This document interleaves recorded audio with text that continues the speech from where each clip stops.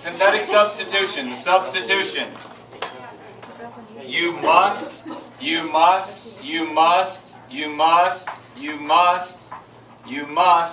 what I ask you to do. You cannot just plug this in as -1/2 and do the math. I don't want to see that you can do that. I want you to show me that you can do the synthetic chart.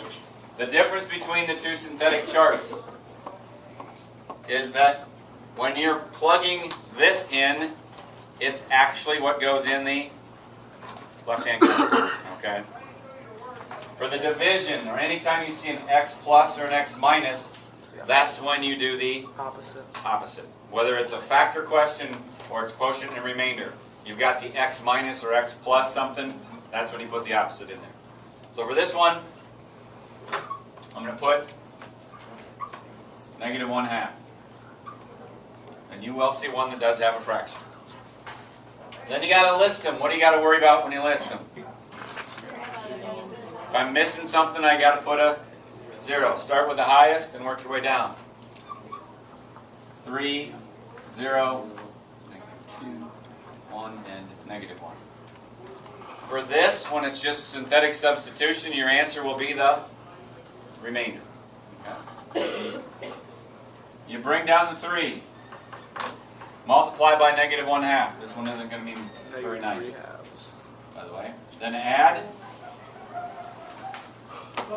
and multiply. That's -8 fourths. So I get -5 fourths. This is fun. 5 16ths. That's 16 16ths, so that's 21 16ths. That's -21 32nds. That's 32 over 32. Gives me 30, no, we have 53. 53 32nds. And that's your answer. Boy, isn't that just a jolly good one? Huh?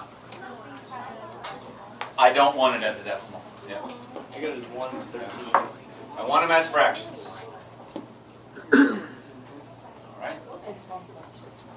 Actually, this is probably easier to do this than it is to plug in 1/2 into there because of all the different common denominators you have. Ready for quotient and remainder? Or questions? I screw up? Uh-huh. Yeah. Where? What? Me? Screw up? The 5 4. You times 21 and 5. It should be 8. You times those when you were supposed to times it by half instead of 3/4. I'm supposed to go 8. I went by fourths, didn't I? That should be 5/8. Good catch.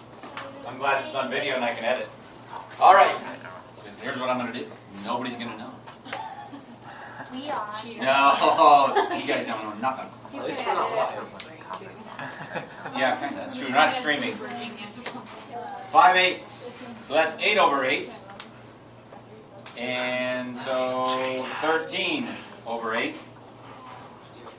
5/8. -13 over 16.